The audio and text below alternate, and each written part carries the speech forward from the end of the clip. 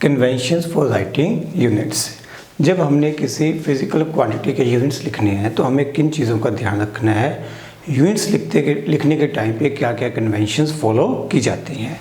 सबसे पहले जो कन्वेंशन है कि अगर यूनिट्स के नाम या यूनिट्स की वैल्यू किसी साइंटिस्ट के नाम से रखी गई है, जैसे न्यूटन, जॉल, केल्विन, इन सिचुएशंस में जो अगर हमें सिर्फ सिंबल लिखना है, यूनिट्स के लिए सिर्फ सिंबल लिखना है, then first alphabet should be capital. Means अगर मुझे फोर्स के यूनिट्स लिखने हैं न्यूटन, तो मुझे अगर न्यूटन लिखना है, यूनिट का सिंबल लिखना है, तो एन शुड बी कैपिटल। अगर मुझे पूरा न्यूटन लिखना है तो एन शुड बी स्मॉल। ठीक है, ये दोनों सही हैं, 99% हम लोग इसे फॉलो करेंगे। ठीक है, बट आप लोगों ने फोर्स के यूनिट्स न्यूटन ऐसे नहीं लिखने। यहाँ पर आपने एन को कैपिटल अल्फ़ाबेट से शुरू किया है ना, तो ये साइंटिस्ट का नाम हो जाएगा, ना कि फोर्स के यूनिट्स। तो to avoid confusion between name of scientist and units, जब यूनिट्स लिखनी है तो एन पूरा लिखना है तो एन स्मॉल, अगर अकेला एन लिखना है तो it should be capital. First point हो गया, वीडियो पॉज करके नोट कर लीजिएगा। सेकंड पॉइंट है कि fundamental units are written with small letters. ये मैंने थोड़ा सा पहले डिस्कस किया था, जैसे मीटर है, किलोग्राम है, सेकंड है, ठीक है, और क्या था, कैंडेला था। जानबूझ के मैं एम्पियर को हाईलाइट कर रहा हूँ, एम्पियर, मोल, और क्या था, टेम्परेचर के लिए केल्विन, फिर रेडियन, फिर स्टेडियन।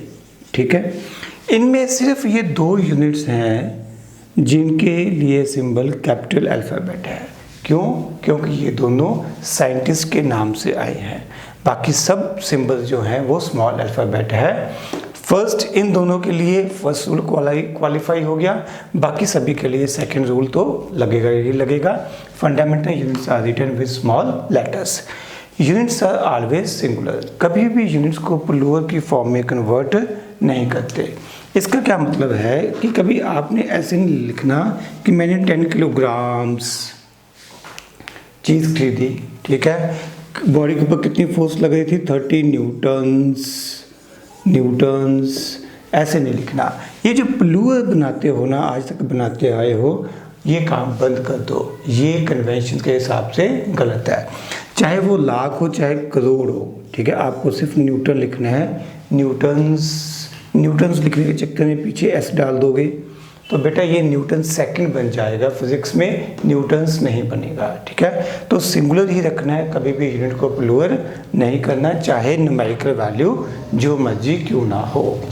ओके, अगला पॉइंट है कि punctuation marks are not allowed. Punctuation marks का क्या मतलब है कि कई बार आप लिख सकते हो क्यूबिक सेंटीमीटर, ये दो फुल स्टॉप से लगा दे, आपने लिखना है न्यूटन मीटर, ऐसे लिख दिया न्यूटन मीटर। ये जो फुल स्टॉप्स हैं, ये स्लैशेस हैं, हैशेस हैं, ऐसा कुछ भी अलाउड नहीं है।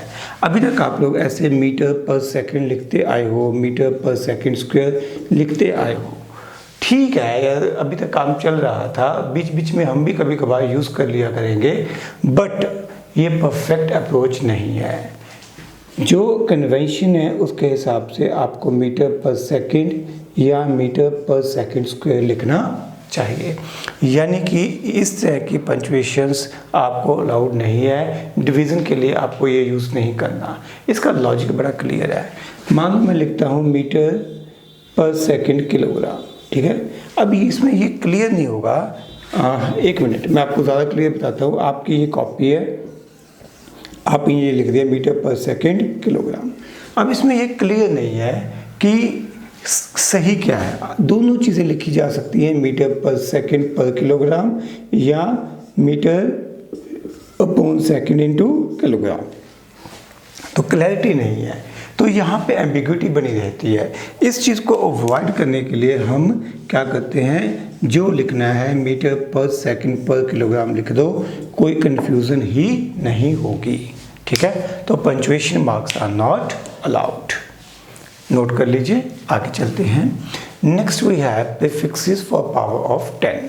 ये प्रीफिक्सेस आपको शुद्ध रट्टा माननी पड़ेंगी, इसमें मैं कोई ज़्यादा आपकी हेल्प नहीं कर सकता। Deci, centi, milli, micro, nano, pico, femto, atto, ठीक है। देखो deci, centi, milli, micro, nano, pico, femto, atto, deca, hecto, kilo, mega, giga, para, peta, tera, para, exa, ठीक है। Deca, hecto, kilo, mega, giga, tera, peta, exa, ये sequence आपको याद रखनी है, ठीक है। इसमें जनरली जो फिज़िक्स में है हम ये 3 ना के बराबर यूज़ करते हैं। ये इधर से ये एटो भी मैंने तो आज तक कभी यूज़ नहीं किया, तो ये तो आपको डेफिनेटली याद रखने पड़ेंगे। इनकी सीक्वेंस देखो बड़ी इंटरेस्टिंग है। जब हम डेसी लिखते हैं तो 10⁻⁻1, जो पहले 3 हैं उनमें एक एक स्टेप में आपको चेंज करना है। 10⁻⁻1 सब मल्टीपल्स ऑफ 10 है, 10⁻⁻1, -2, -3, 3 के बाद अब 3 के स्टेप में जाएगा, -6, -9, -11, -12, -15 एंड -18, ठीक है। -18 की मुझे नहीं पता कहीं पे कोई ज़रूरत पड़ती हो, क्योंकि अगर हम फेम्टो तक की देखें ना तो ये हमारे पास न्यूक्लियस का साइज़ आ जाता है, ठीक है ना। तो न्यूक्लियस के साइज से छोटे पार्टिकल्स को हम लोग +1 +2 में तो कहीं स्टडी नहीं करते हैं। सब एटॉमिक पार्टिकल्स, प्रोटॉन, न्यूट्रॉन्स के साइज को तो हम डिस्कस नहीं करते हैं। डेका 10⁻1, हेक्टो 10⁻2, सेम सीक्वेंस, पहले एक का स्टेप है, उसके बाद 3 के बाद फिर 3 के स्टेप आएंगे, 6, 9, 10⁻12, 10⁻15 and then comes out 10⁻18। Is that okay? तो इस सेंस से हमारे पास ये सीक्वेंस आ रही होगी, क्लियर है। अब इनको आपको यूज़ करना भी आना चाहिए। मैं इसके लिए थोड़ी जगह बनाऊंगा। जैसे हमें ओके एक चीज़ रह गई, इसमें हम लोगों ने अभी तक सिंबल्स नहीं लिखे, इन सब के सिंबल्स लिखने पड़ेंगे।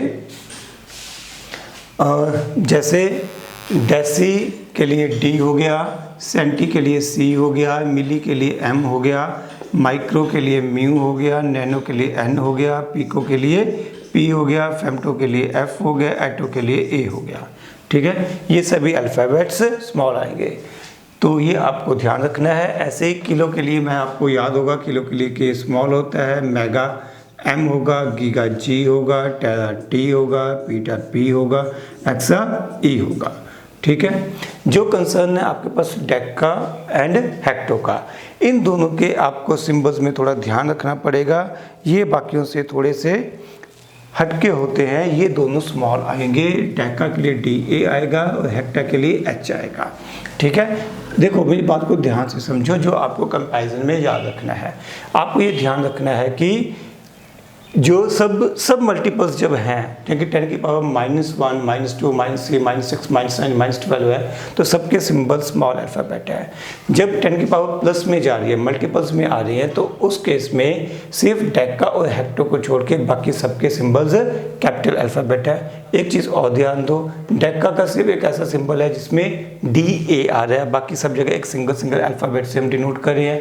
इसका D आने का चक्कर क्या है, इधर डेसी और ये D दोनों आपस में मिक्सअप ना हो जाएं, इसको अवॉइड करने के लिए है। अब आपके मन में ये आ जाएगा सर इसको भी कैपिटल D लिखते थे, कैपिटल H रख देते तो याद करना आसान था, तो बेटा मेरे बस में नहीं है, ठीक है। एक चीज़ सॉरी, यहाँ पे K का किलो भी स्मॉल होता है, ठीक है। तो ये पहले 3 स्मॉल अल्फ़ाबेट होते हैं, बाकी सारे अपने कैपिटल अल्फ़ाबेट्स आएंगे।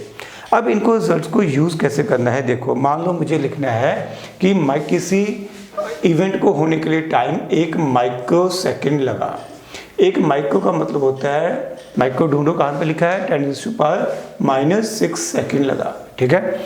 मेरा घर स्कूल से 3 किलोमीटर दूर है, तो 3 किलोमीटर 1 किलो कितना है, ये रहा 10⁻3।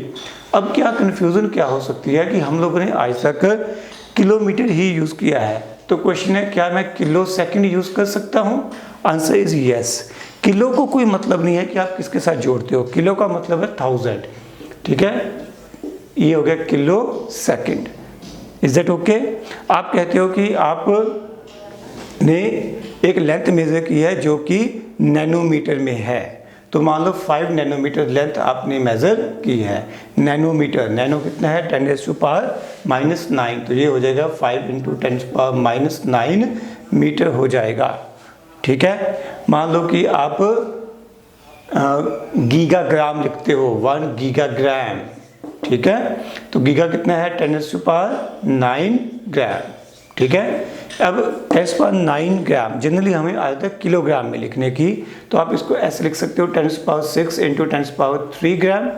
10⁻3 ग्राम कितना होगा किलोग्राम, तो ये हो जाएगा 10⁻6 kilogram. This is going to be गीगाग्राम।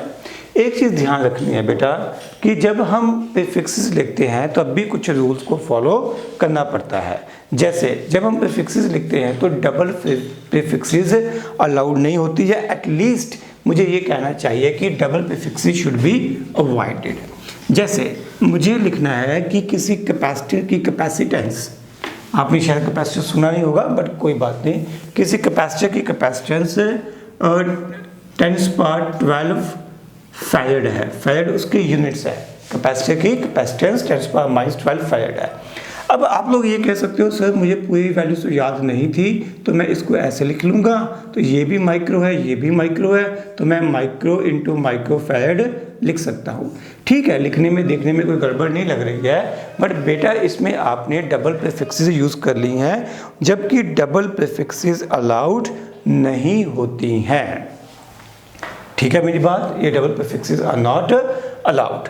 तो इस चीज़ को अवॉइड करना है। ऐसा लिखने की जगह it will be good idea कि अगर आप इसको 1 पिको फैरड लिख देते, अगर आप इसको 1 पिको, ये रहा 1 पिको फैरड लिख देते तो ये बेहतर ऑप्शन रहती।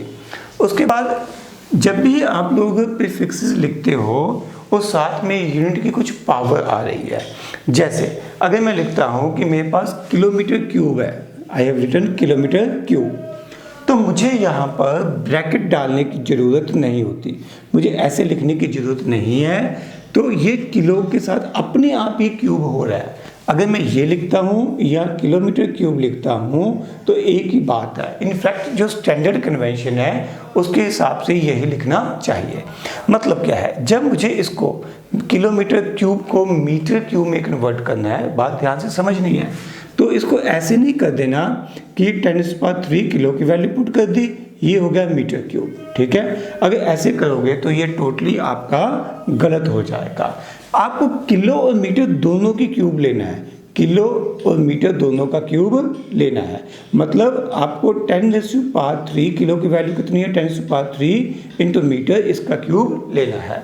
जब आप ये करोगे तो ये 10⁹ मीटर क्यूब बन जाएगा। This is a way to approach.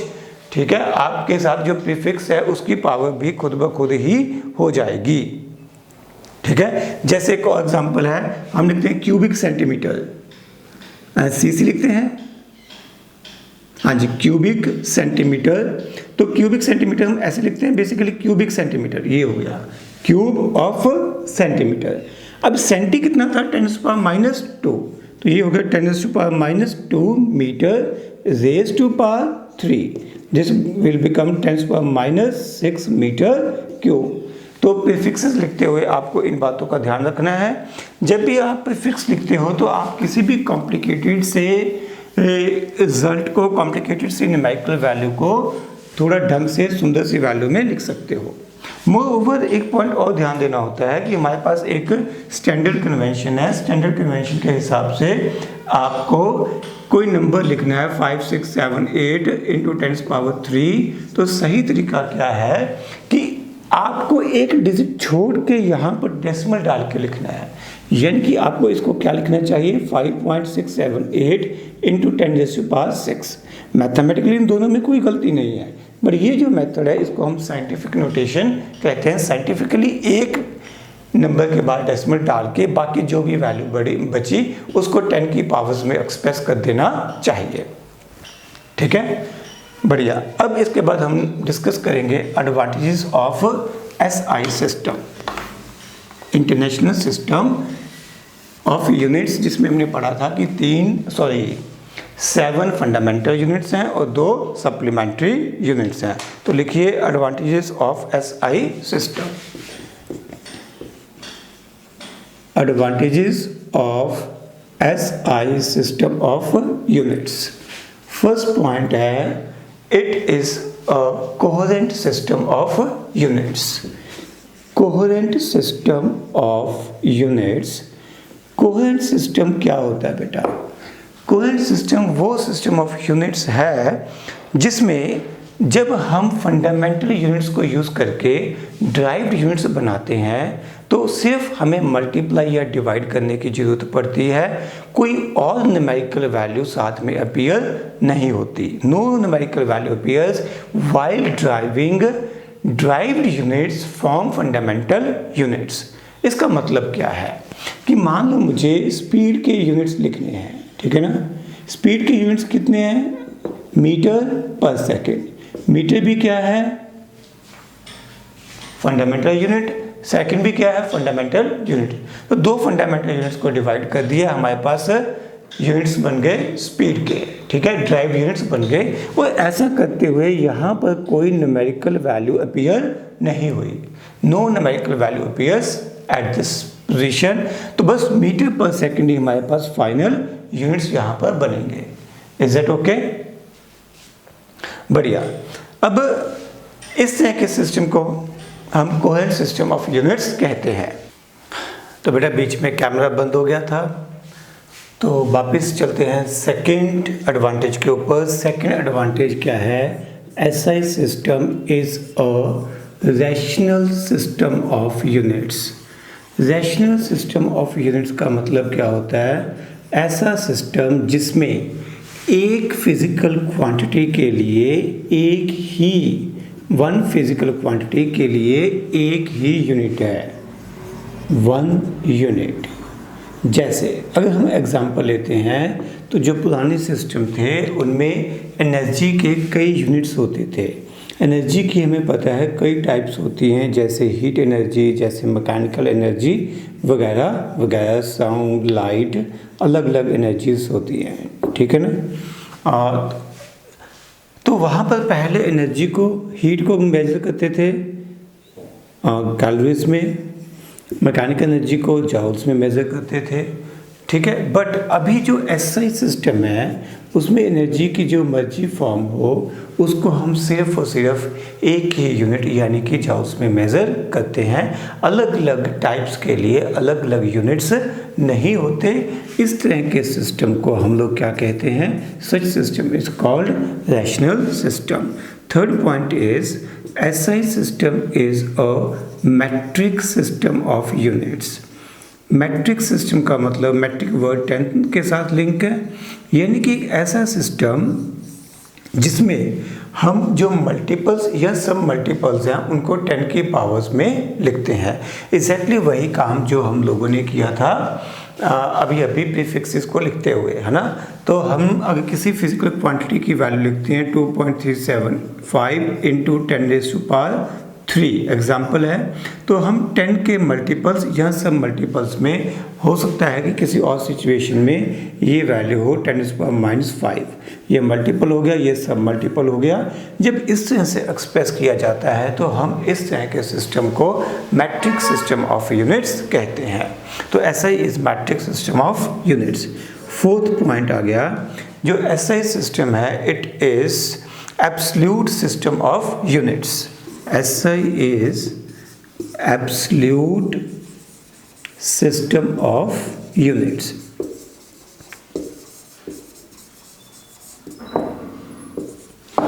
Absolute system of units का मतलब क्या है कि इसमें कोई ग्रेविटेशनल यूनिट नहीं होता. ग्रेविटेशनल यूनिट का मतलब एक एग्जांपल के बिना आपको समझ नहीं आएगा. Let us take one example कि जो फोर्स के यूनिट्स है ना वो हम लोग न्यूटन पढ़ते हैं, बट किलोग्राम फोर्स भी होते हैं, ग्राम फोर्स भी होते हैं. जो किलोग्राम फोर्स है ये इसकी ग्रेविटेशनल यूनिट्स हैं. ग्रेविटेशनल यूनिट्स का मतलब क्या है कि इसमें एक g का फैक्टर कंसिडर होता है. मैं आपको ना एक बार 1 ग्रेविटेशनल फोर्स को 1 kgf को डिफाइन करके दिखाता हूँ. 1 kgf होता है हमारे पास 9.8 न्यूटन. अगर 1 kgf को डिफाइन करना हो तो ये होता है 1 किलोग्राम इंटू 9.8 मीटर पर सेकेंड स्क्वायर। तो हम ये कहते हैं 1 kilogram force is that force which will produce an acceleration of 9.8 meter per second square in a body of mass 1 kg। तो यहाँ पर ये g का factor acceleration due to gravity वाला फैक्टर अपीयर होता है। Same is case with gram force. Gram force में जब हम लिखते हैं तो हम लिखते हैं 1 gram force is equal to 1 gram into 980 centimetre per second square. ठीक है, यहाँ पर भी ये जो फैक्टर आ रहा है 980 वाला फैक्टर, ये एक्सेलेरेशन ड्यू टू ग्रेविटी की वजह से आ रहा है। ठीक है, तो these are called gravitational units. ऐसे सिस्टम में ऐसा कुछ नहीं है, ऐसे में कोई भी ग्रेविटेशन यूनिट वाला फैक्टर नहीं आता है। That is why it is called absolute system of units. Fifth जो एडवांटेज आप लिख सकते हो कि ऐसे सिस्टम में जितने भी ड्राइव्ड यूनिट्स आते हैं, जैसे मीटर पर सेकंड हो गया, न्यूटन हो गया, या आप करंट इलेक्ट्रिसिटी में ले सकते हो, करंट एम्पियर आ गया। चार्ज के लिए तो कूलम थोड़ा बड़ा होता है, बस स्टिल चलो कूलम हो गया। उसके बाद फैरेड कैपेसिटेंस थोड़ी देर पहले मैंने बात की थी, पिको फैरेड हमने लिखा था। तो ये सारे यूनिट्स जो है काफ़ी हद तक, नॉट 100%, तो काफ़ी हद तक ये प्रैक्टिकल यूनिट्स होते हैं। प्रैक्टिकल यूनिट्स कौन से होते हैं कि जो वैल्यूज़ हम आम लाइफ में यूज़ कर रहे हैं, डायरेक्ट वही वैल्यूज़ यूज़ करनी पड़ रही है, उससे बहुत छोटी या बहुत बड़ी वैल्यू हम यूज़ नहीं करें। इसको थोड़ा डिटेल में मैं इसके अगले टॉपिक में समझाऊंगा। ठीक है, प्रैक्टिकल यूनिट्स क्या होते हैं। तो आप फिफ्थ पॉइंट क्या लिख सकते हो कि in SI system most of the derived units are actually practical units. ठीक है, ओके, इसके बाद हम लोग डिस्कस करेंगे फ्यू प्रैक्टिकल यूनिट्स। जैसे सबसे पहले हम लोग शुरू करेंगे विद एस्ट्रोनॉमिकल यूनिट। हेडिंग लिखिए, number 1 astronomical unit. Astronomical unit क्या होता है?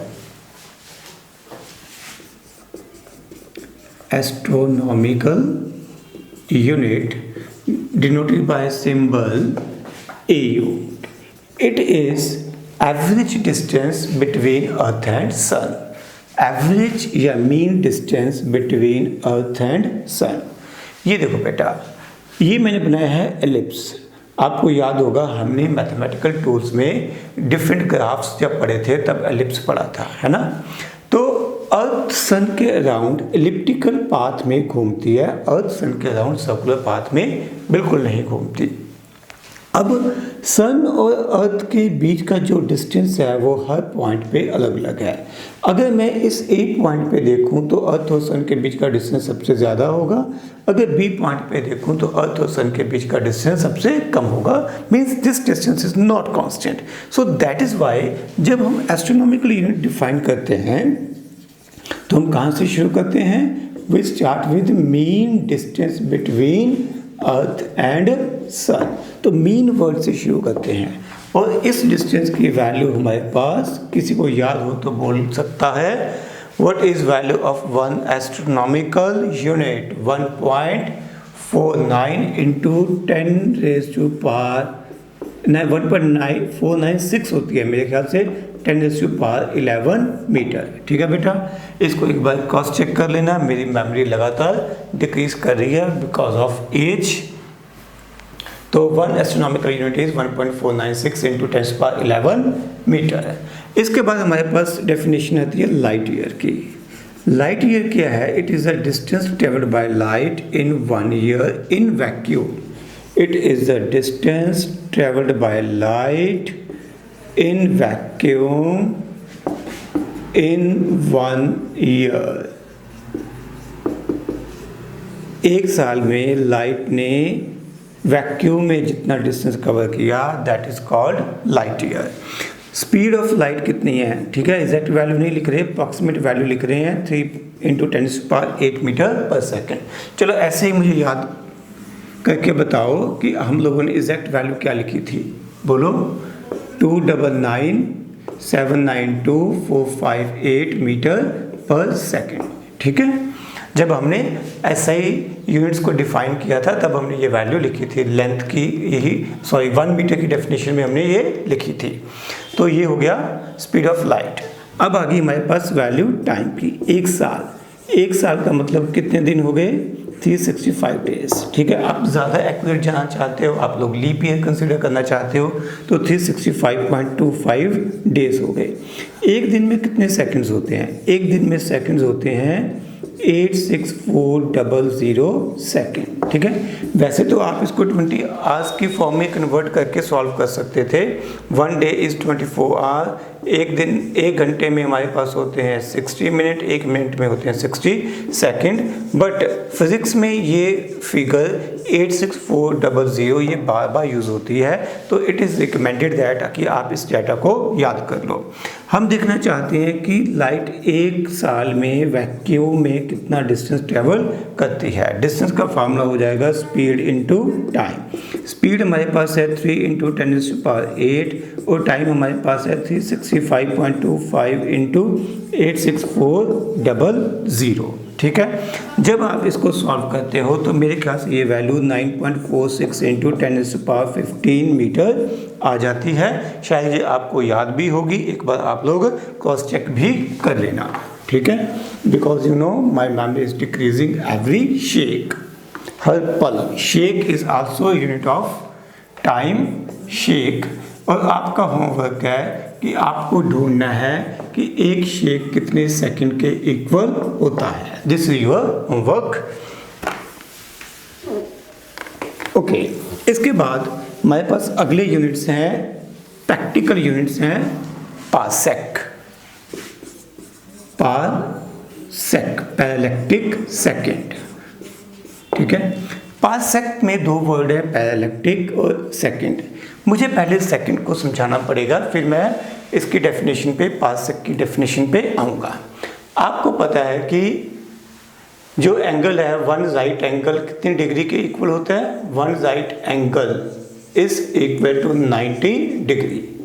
अब 1 डिग्री के फर्दर टुकड़े करते हैं, इसको छोटे हिस्सों में बांटते हैं। 1 डिग्री हमारे पास होता है 60 मिनट के, 60 मिनट। ये जो ऐसे लाइन खींची गई है टेढ़ी करके, ये मिनट को रिप्रेजेंट करी है। ये टाइम वाला मिनट नहीं है, ये एंगल को छोटे हिस्सों में बांटा गया है। इसको मैं थोड़ा और एक्सप्लेन करता हूँ। देखो बेटा, ये है मेरे पास 1 डिग्री एंगल। ठीक है, एज्यूम कर लो this is very very small angle, 1 degree angle.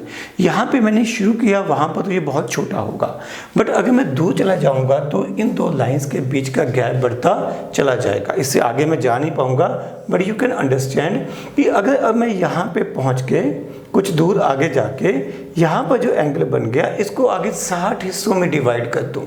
I can't show here 60 parts, but you can understand that कि अगर मैं इसको 60 हिस्सों में डिवाइड कर दूँ तो ये जो एक हिस्सा आएगा, ठीक है, यहाँ से कुछ ऐसे जुड़ता हुआ आएगा, ये जो एक हिस्सा आएगा वो एक हिस्सा किसके बराबर होगा?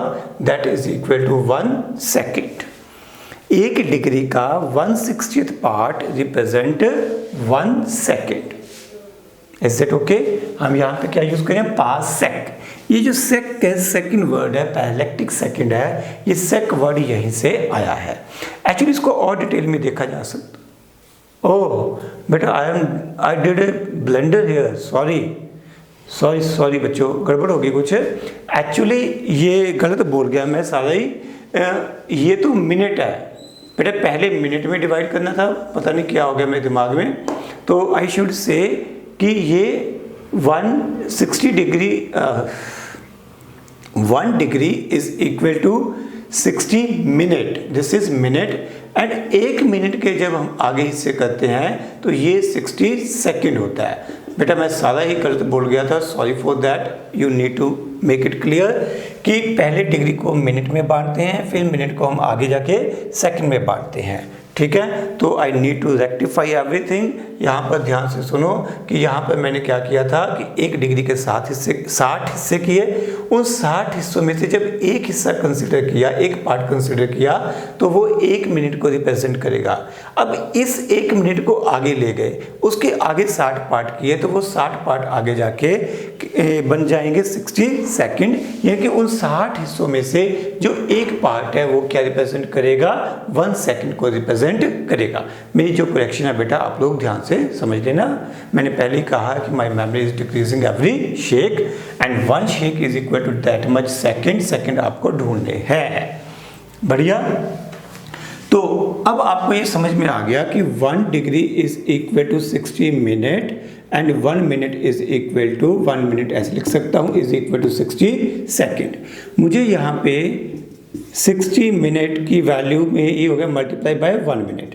1 मिनट कितना हो जाएगा 60 सेकेंड। इसका मतलब 1 सेकेंड कितना हो जाएगा 1/3600 डिग्री। ठीक है, जब हम सिंगल लाइन डालते हैं तो ये मिनट को रिप्रेजेंट करता है, जब हम लाइन को डबल कर देते हैं तो ये सेकंड को रिप्रेजेंट करता है। तो 1 second is equal to 1/3600 degree. Okay, तो अब 1 डिग्री को रेडियन में कन्वर्ट करने का टाइम आ गया। याद है आपको, हमने पढ़ा था pi radian is equal to 180 degree. इसका मतलब 1 डिग्री कितना आएगा पाई रेडियन बाय 180। तो अगर मैं ये वैल्यू यहाँ पे पुट कर दूँ तो ये मेरे पास बन जाएगा पाई बाय 180 रेडियन। तो 1 second is equal to pi by 3600 divided by 180 radian. ये डाटा हमें ध्यान में रखना पड़ेगा, याद रखना पड़ेगा। वापस आते हैं, जो एक्चुअल हमारा टारगेट था 1 पार्सेक को डिफाइन करना। तो 1 पार्सेक को समझने के लिए हम लोग क्या लेते हैं, हम एक आर्क लेते हैं। ठीक है, इस आर्क के यहाँ पर सेंटर पे बनने वाला जो एंगल है वो हमारे पास 1 सेकेंड है। इस आर्क की लेंथ हमारे पास 1 एस्ट्रोनॉमिकल यूनिट है और इस आर्क का जो रेडियस है उस रेडियस को हम पार्सेक कहेंगे। उस रेडियस को हम 1 पार्सेक कहेंगे। यानी कि 1 पार्सेक उस सर्कल के रेडियस की वैल्यू है जो 1 मिनट एंगल सबटेंड करता है जब length of arc 1 astronomical unit हो। Is that clear? अगर डेफिनेशन देनी हो तो 1 parallactic second is the distance at which an arc of length 1 astronomical unit will subtend an angle of 1 second। Clear? तो ये आर्क है, ये रेडियस की तरह हो गया, तो मैं फॉर्मूला यूज कर सकता हूँ theta is equal to L by R. Theta कितना है मेरे पास 1 सेकेंड। लेंथ ऑफ आर्क कितनी है 1 एस्ट्रोनॉमिकल यूनिट। रेडियस की वैल्यू कितनी है 1 पार्सेक और मुझे कैलकुलेट क्या करना है लेंथ 1 पार्सेक। तो यहाँ पर मैं थोड़ा सा इधर लिखूंगा। तो 1 पार्सेक की वैल्यू मेरे पास कितनी आएगी, क्रॉस मल्टीप्लाई कर दूंगा तो ये बन जाएगा 1 astronomical unit multiply by 1 second. 1 astronomical unit की वैल्यू हमने अभी याद की थी 1.496 इंटू 10⁻11 थी बेटा, चेक कर लेना। 1 सेकेंड कितना है पाई अपॉन 3600 इंटू 180। ओके, कुछ गड़बड़ तो नहीं हुई? गड़बड़ हो गई है। मुझे एक्चुअली ये डिवाइड करना था। अगर मुझे ये डिवाइड करना था तो ये दोनों टर्म्स उल्टी हो जाएंगी। 3600 इंटू 180 बाय पाई आना चाहिए। ठीक है, अब बेटा चेक करो क्या ये कैलकुलेशन मेरी सही हो रही है। ऑन कैलकुलेशन ये वैल्यू अपने पास आ जाती है 3.08 इंटू 10⁻16 मीटर। चेक कर लेना इज इट करेक्ट और समथिंग रॉन्ग। ठीक है, मुझे अब डाटा धीरे धीरे उम्र के साथ बोलना शुरू हो गया है। 1 parsec is equal to 3.08 into 10⁻16 metre. Okay, अब हमारे पास अगली टास्क है 1 पार्सेक और 1 लाइट ईयर को आपस में रिलेट करना। अगर आपको लाइट ईयर का डाटा याद हो तो लाइट ईयर की वैल्यू क्या थी, 1 लाइट ईयर कितना था, अपनी नोटबुक का पेज टर्न करो, आपको 1 लाइट ईयर का डाटा कहीं ना कहीं लिखा हुआ मिल जाएगा। हमने शायद लिखा था 1 light year equal 9.46 into 10⁻15 metre, यही था। और अभी हमने क्या लिखा है 1 पार्सेक कितना है 3.08 इंटू 10⁻16 मीटर। चलो ऐसे ही टाइम पास कर लेते हैं। 1 एस्ट्रोनॉमिकल यूनिट लिख लेते हैं 1.496 इंटू 10⁻11 मीटर। ये डाटा आया। अब मुझे इन दोनों को रिलेट करना है कि अच्छा ये बताओ इन तीनों में से सबसे बड़ा यूनिट कौन सा है। क्लियरली है, पास देख के आपको समझ आ जाएगा कि पार्सेक सबसे बड़ा यूनिट है। मैं देखना चाहता हूं कि एक पार्सेक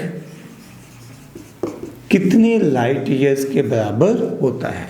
ठीक है, हमें ये वैल्यू कैलकुलेट करनी है। आप लोग वीडियो पॉज करके ये कैलकुलेशन करिए, ठीक है। अगर आपने कर ली है तो मेरे साथ रिजल्ट मैच करिए। आप लोग क्या करोगे, 2 डिवाइडेड बाय 1 कर दोगे। आप लिखोगे 1 parsec divided by 1 light year, ये किसके इक्वल हो जाएगा, 3.08 इंटू 10⁻16 डिवाइडेड बाय 9.46 इंटू 10⁻15। ठीक है, ये कैलकुलेशन करके देखना बेटा, क्या आपके पास ये 3.26 बन जाएगा।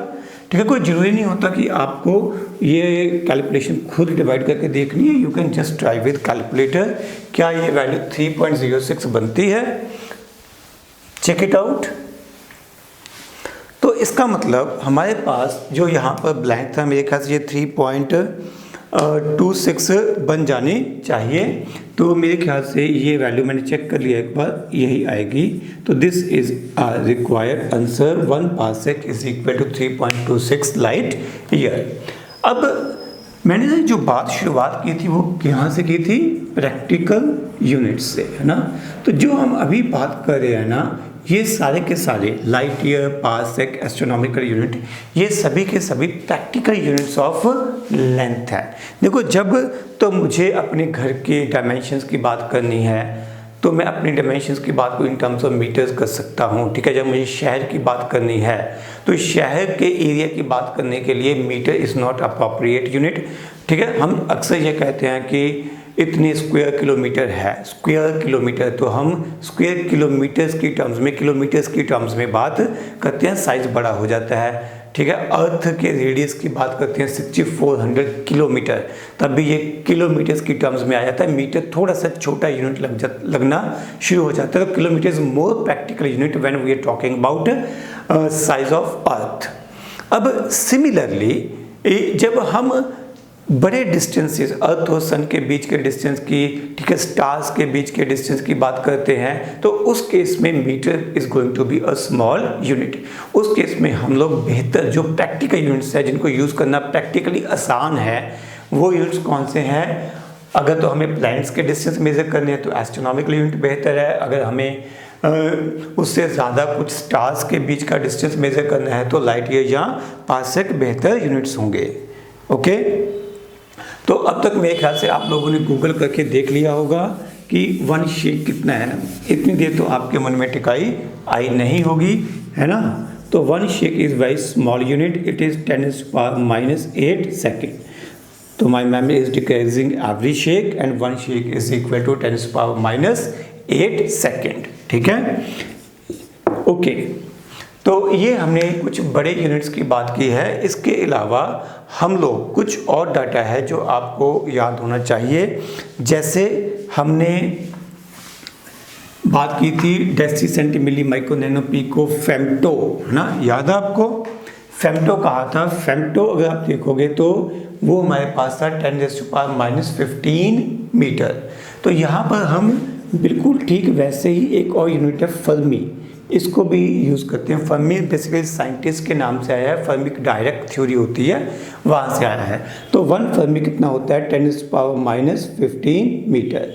बेसिकली ये जो साइज़ है या ये जो डायमेंशन है, ये न्यूक्लियस के साइज़ को डिस्कस करने के लिए है। ठीक है, न्यूक्लियस का साइज़ इस ऑर्डर का होता है। मैं ये नहीं कहता कि इसकी एग्जैक्ट वैल्यू न्यूक्लियस की साइज़ कितनी होती है, क्योंकि अलग अलग मास नंबर्स के बेस के ऊपर साइज़ कम ज़्यादा हो जाएगा। अगर मास नंबर ज़्यादा है तो न्यूक्लियस का साइज़ भी बड़ा होगा।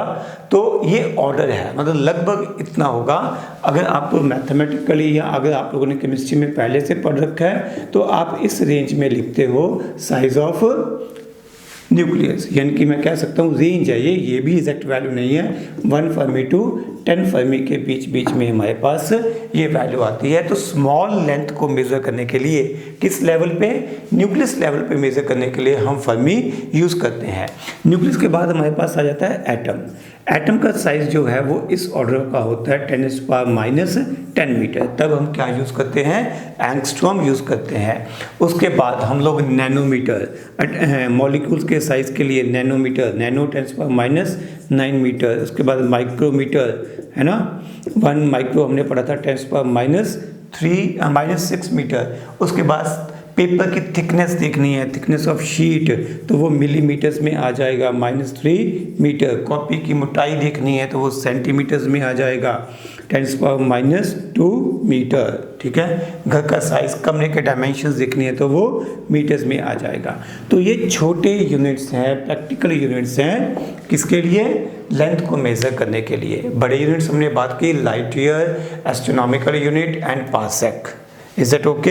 इसके अलावा मैंने टाइम के लिए छोटा यूनिट मेजर किया, कौन सा यूज किया था? Shake. I said my memory is decreasing every shake and 1 shake is equal to, बोलो, 10⁻⁸ सेकेंड। ठीक है। सिमिलरली अगर हम मास की बात करें, जब हम मास की बात करते हैं तो छोटे से छोटा मास इलेक्ट्रॉन की बात कर सकते हैं। तो इलेक्ट्रॉन का जो मास है वो वैसे तो ये इतने किलोग्राम होता है, it is of the order of 10⁻30 kg। But जो प्रैक्टिकल यूनिट्स डिफाइन किए जाते हैं ना, वो AMU होता है, एटॉमिक मास यूनिट। इसकी वैल्यू आपको याद है, अप्रॉक्सीमेटली लिखूंगा 1.66 × 10⁻27 kg। यानी कि जब हमें प्रोटॉन्स, न्यूट्रॉन्स, ठीक है, ऐसे सब एटॉमिक पार्टिकल्स के मास मेजर करने हैं तो हम किलोग्राम में कंफर्टेबल महसूस नहीं करते, तब हम AMU यूज़ करते हैं। एक AMU लगभग एक प्रोटॉन या न्यूट्रॉन के मास के बराबर रहता है। ठीक है। अब अगर हमें किसी भारी चीज़ का साइज मेजर करना है, सॉरी मास मेजर करना है, तो हम क्विंटल्स यूज़ कर सकते हैं। 1 quintal is equal to 100 kg। अगर हमें क्या नाम है, इससे बड़ा यूनिट यूज़ करना है तो हम टन यूज़ कर सकते हैं। 1 tonne is equal to 10 quintal, यानी कि 1000 kg। तो इस तरह से these are few practical units to measure mass। Okay. और बहुत सारे यूनिट्स हैं, हमारी बुकलेट में लिखे होंगे, आप लोग याद कर लेना। होमवर्क है एक 1 बार, ये चेक करना है कि 1 बार क्या होता है, इसकी वैल्यू यहाँ पर आप लोग क्या लिखोगे। ओके। तो अभी हमारे पास ये 2 डेफिनेशंस हैं, sidereal day and solar day. Sidereal day क्या है? Time taken by earth to complete one rotation about its own axis with respect to a distant star. किसी दूर के स्टार के रिस्पेक्ट में अर्थ को एक रोटेशन अपनी एक्सिस के अबाउट कंप्लीट करने में जो टाइम लगता है, that is called 1 sidereal day. What does it mean? हमें ये समझना पड़ेगा, अर्थ सन के अराउंड एलिप्टिकल ऑर्बिट में घूमती है। ये हमारे पास है सन, अर्थ सन के अराउंड एलिप्टिकल ऑर्बिट में घूम रही है। ये है हमारे पास अर्थ। ठीक है। तो ऐसा करता हूँ, समझाने के लिए ना मैं थोड़ा सन के नज़दीक बनाता हूँ ताकि मुझे रेफरेंस लेके समझाना आसान हो जाए। डन। अब अर्थ जब सन के अराउंड घूम रही है तो एट द सेम टाइम ये अपनी एक्सिस के अबाउट भी घूमती है। हमें डिफाइन करना है साइडरियल डे। उसमें हमने रेफरेंस कौन सा लेना है? डिस्टेंट स्टार, बहुत दूर वाला स्टार। ठीक है, कोई फर्क नहीं पड़ेगा। अर्थ घूम रही है, अर्थ सिर्फ अपनी एक्सिस के अबाउट नहीं घूम रही, साथ में थोड़ा थोड़ा आगे भी चलती जा रही है, सन के अराउंड भी रिवॉल्व कर रही है। अगर मैं डिस्टेंट स्टार को रेफरेंस लेता हूँ तो यूँ समझो कि ये मेरे पास अर्थ है, ये अर्थ की रेफरेंस लाइन है, मान लो दिस इज रेफरेंस लाइन। अर्थ ने एक रेवोल्यूशन पूरी की, वापस घूम के ये रेवोल्यूशन लाइन ऐसे घूमी, वापस घूम के ये रेवोल्यूशन यहीं पर आ गई। तो विद रिस्पेक्ट टू जो डिस्टेंट स्टार है, हमें एग्जैक्ट टाइम मिल जाएगा एक अर्थ को रोटेशन पूरा करने में जो टाइम लगा, जिसको हम जनरली 24 आवर्स कहते हैं। ठीक है। बट जब हम सोलर डे डिफाइन करते हैं तो गेम में थोड़ा सा ट्विस्ट आ जाता है। गेम में ट्विस्ट कैसे आता है कि जब अर्थ अपनी एक्सिस के अबाउट घूम रही है, ये मान लो मेरे पास रेफरेंस लाइन है, ये वाली जो मैंने बनाई है एरो, ये रेफरेंस लाइन है। अर्थ अपनी एक्सिस के अबाउट भी घूम रही है और सन के अराउंड भी घूम रही है, यानी कि 24 आवर्स पूरे करते करते अर्थ यहाँ पहुँच जाएगी। इतनी देर में अर्थ ने अपनी एक रोटेशन पूरी कर ली है। ठीक है। बट क्योंकि वो थोड़ा आगे को खिसक गई है, इसलिए ये जो एरो है एग्जैक्टली सन की तरफ नहीं होगा, सन की तरफ पॉइंट आउट नहीं होगा, यानी कि अभी सूरज निकलना शुरू नहीं हुआ, सनराइज स्टार्ट नहीं हुआ। अर्थ को थोड़ा सा और एक्स्ट्रा घूमना पड़ेगा। अर्थ ऐसे घूम रही है तो एक रोटेशन पूरी करके अर्थ यहाँ पहुँच गई है। अगर ध्यान से देखो यहाँ पहुँच गई है, बट सन के बिल्कुल सामने आने के लिए इसे थोड़ा सा और एक्स्ट्रा घूमना पड़ेगा। मेरी बात क्लियर है? ये जो एक्स्ट्रा घूमना पड़ता है उसी की वजह से साइडेरियल डे और सोलर डे में थोड़ा थोड़ा फर्क होता है। डेफिनेशन पढ़ो, सोलर डे क्या है? वो टाइम जब कि अर्थ को लगता है एक रोटेशन पूरी करने में विद रिस्पेक्ट टू सन, यानी कि अर्थ को घूम के वापस सन के सामने आना है। दूसरे केस में अर्थ को घूम के उसी स्टार के सामने आना है, डिस्टेंट स्टार के सामने आना है। डिस्टेंट स्टार के केस में कोई इशू नहीं होता, बट सन के केस में अर्थ को थोड़ा सा एक्स्ट्रा घूमना पड़ता है, इसलिए सोलर डे थोड़ा सा ज़्यादा होता है एज कंपेयर टू साइडेरियल डे। इसी तरह से आप साइडेरियल ईयर एंड सोलर ईयर भी डिफाइन कर सकते हो। साइडेरियल डे की जगह यहाँ पे ईयर हो जाएगा, सोलर डे की जगह यहाँ पे सोलर ईयर हो जाएगा, which is also called tropical year. ठीक है, उसमें डेफिनेशन में क्या फ़र्क पड़ता है? डेफिनेशन में फ़र्क पड़ेगा time taken by earth to complete one revolution. अब रोटेशन की जगह क्या आ जाएगा? One revolution about sun with respect to a distant star. Similarly solar year या tropical year, it is a time required for the earth to complete one revolution about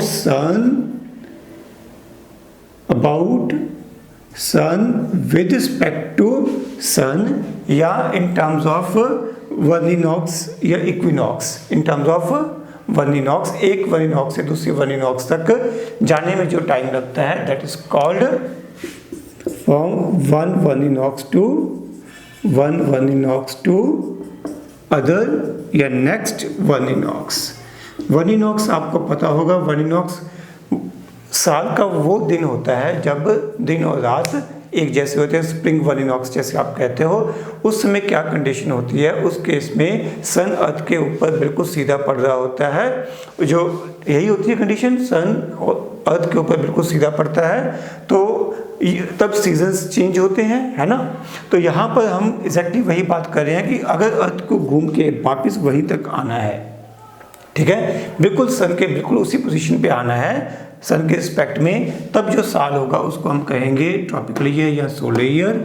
अगर किसी दूर के स्टार के रिस्पेक्ट में अर्थ को घूम के वापस उसी पोजीशन पे आना है तब हम उसको कहेंगे साइडेरियल ईयर। ठीक है, जो सोलर ईयर या ट्रॉपिकल ईयर है इनकी वैल्यू कांस्टेंट नहीं होती, ये हर साल थोड़ी थोड़ी वेरी करती रहती है। ठीक है, चाहे कुछ एक मिनट्स का कुछ एक सेकंड्स का फर्क पड़ता रहे, फर्क पड़ता रहता है। ठीक है, इसके ज़्यादा डिटेल में जाने की ज़रूरत नहीं है। शायद हमारी बुक में ना एक आधी जगह पे ये वर्ड लिखा हुआ था तो मैंने थोड़ा सा आपको इंट्रोड्यूस कर दिया है। मुझे याद नहीं है कहीं पे भी ये NCERT में लिखा हुआ हो या हमारे CBSE के सिलेबस में इनको डिफाइन करना, इनको डिस्कस करना कहीं पे मेंशन किया हुआ हो। ठीक है, दिस इज़ गुड एनफ।